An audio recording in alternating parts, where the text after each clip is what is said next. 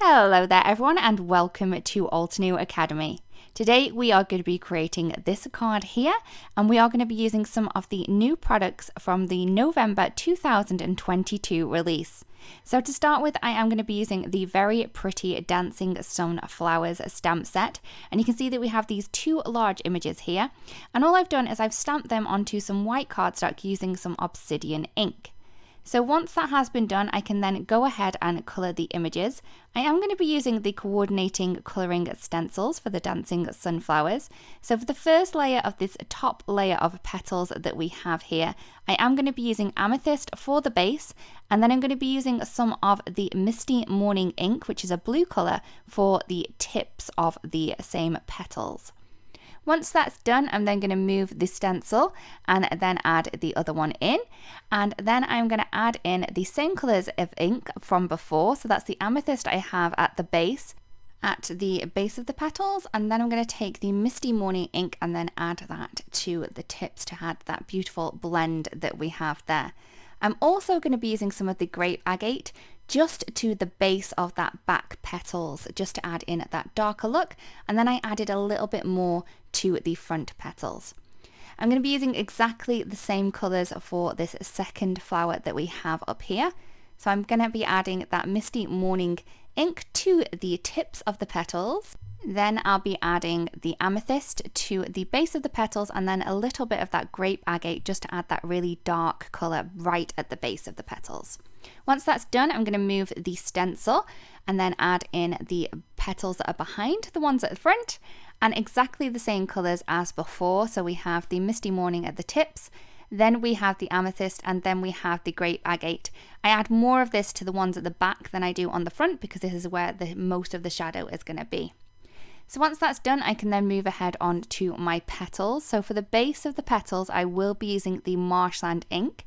I'm just using a small blending tool just to add this in. So for the center and then the base of the petals, I am going to add in some of the Sea Forest ink just to add in that darker shade there. For the center of the flowers, I will be using the Pumpkin Pie ink just for the first layer. Then for the second layer, I'm going to be using the yellow ochre ink to add in that darker shade. So for the second layer of the little leaves that we have at the bottom, I am going to be using the Sea Forest ink all the way over, and then I am going to be using some of the mangrove root just at the base to add in that darker shade where it's needed. I'm going to use the same colours that I used for this flower center that I did the first one.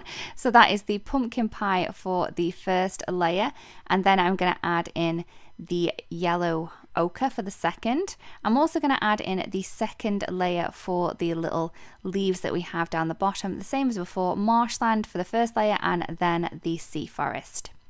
The little berries, I am going to be using some of the darkest colour, so that is the grape agate, and a little bit of plum as well, just to add in that really dark colour.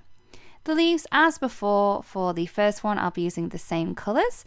So we have the marshland for the base, then we have the sea forest just at the base of the base, just to add in that darker colour.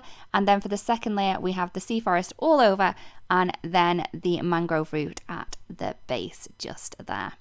Once the leaves and the centres have been completed, I'm then going to move ahead and then add in the second layer of the petals. So I'm going to be doing the second layer with the petals for all of them, so for the first and the second flower. And what I'm going to be using is I am going to be using the grape agate for the first layer, and then I'm just going to add some of the plum just at the base of that layer to add in the darker shadow. And I'm going to do the same for each of those second layers of petals. So once I had completed the blending, I then wanted to add a little bit more interest in detail. So all I'm going to do is I'm going to take the sapphire colouring pencil from the woodless colouring pencils, and I'm just adding a few lines from the tip of the petal and just a few more lines from the base, and they kind of connect with each other but not quite. We're just adding in a little bit of detail with this colour here. So this isn't going to properly colour. You are going to be able to see the strokes of this. I'm just adding 3 strokes from the petal base and then 3 strokes from the petal tip into the centre of the petal.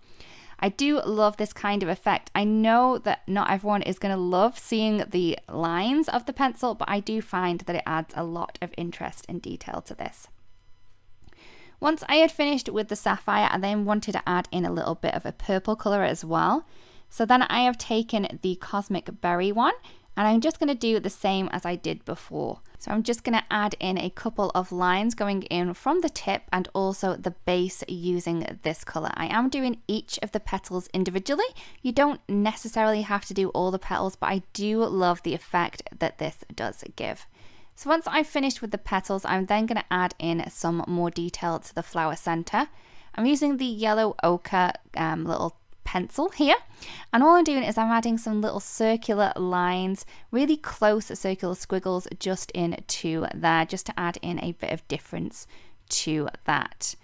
So I'm going to do the same for the leaves, but this time I'm just adding the kind of shading just to the base and the center of the leaves, and I'm just using the darkest green that I have in my pencil coloring sets. So once I have finished with the first flower, I'm just going to go ahead and do the second one. As before, I'm just kind of scribbling in this color just into where the vein would be on the leaf, just to give that a darker look to the center and also the base of the little leaves that we have there.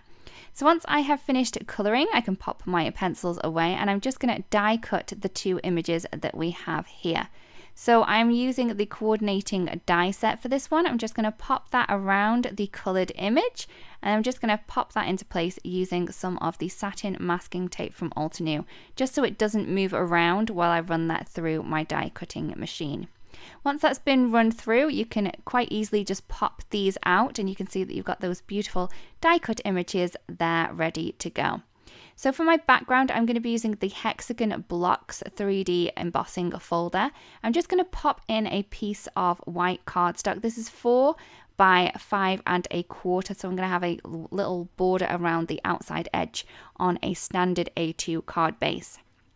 Once that's done, I'm going to take some of the Enchanted Gold, and I'm just going to rub that over the top of the embossing just to add a little bit of touch of gold to that one there.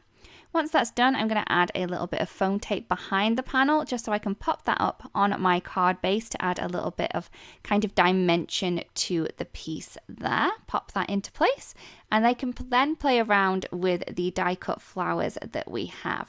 So once I'm happy with the placement of this, I'm just going to add some foam tape on the behind and then add them into place. You can see that I have quite a bit of the image kind of flowing off the overside of the card, where I'm not going to worry about that too much, and we are going to kind of use those as well.